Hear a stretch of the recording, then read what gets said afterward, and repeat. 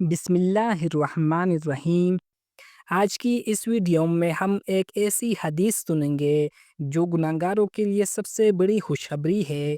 نبی کریم صلی اللہ علیہ وآلہ وسلم نے فرمایا، میں انہیں دوزخ سے نکال کر جنت میں داخل کروں گا، لیکن وہ کون لوگ ہوں گے، آئیے جانتے ہیں۔ حضرت انس رضی اللہ عنہ سے روایت ہے، رسول اللہ صلی اللہ علیہ وآلہ وسلم نے فرمایا، اللہ تعالیٰ فرماتا ہے، اے ابن آدم، اگر تو زمین بھر گناہ لے کر میرے پاس آئے اور میرے ساتھ کسی کو شریک نہ کرے تو میں تجھے زمین پر مغفرت کے ساتھ ملوں گا۔ ترمذی حدیث نمبر 3540۔ اللہ تعالیٰ کی رحمت گناہوں سے بڑی ہے، شرط صرف یہ ہے کہ شرک نہ ہو۔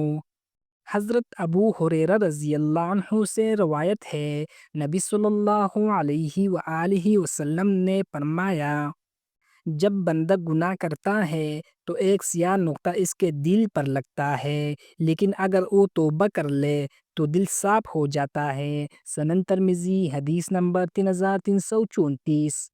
توبہ، آنسو اور ندامت، یہی دل کی صفائی کی کنجی ہے۔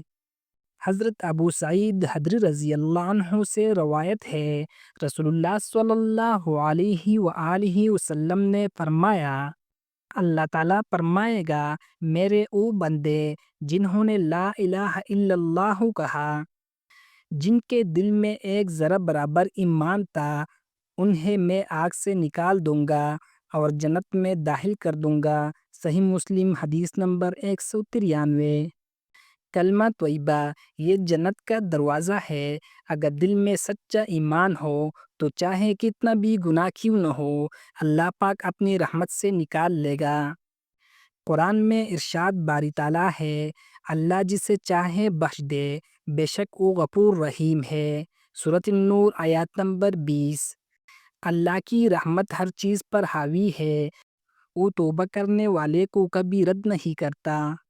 خلاصہ، اگر آپ نے کبھی گناہ کیا ہے اور دل میں ایمان باقی ہے تو مایوس نہ ہو، تو رب آپ کو جہنم سے نکال کر جنت میں ضرور لے جائے گا۔ بس کلمے سے وفا کرے اور دل سے توبہ کرے۔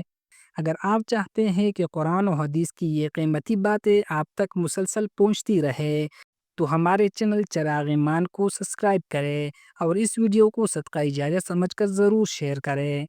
کمنٹس میں لکھ کے، یا اللہ ہمیں کلمے پر سچا یقین اور موت پر ایمان نصیب فرما، آمین۔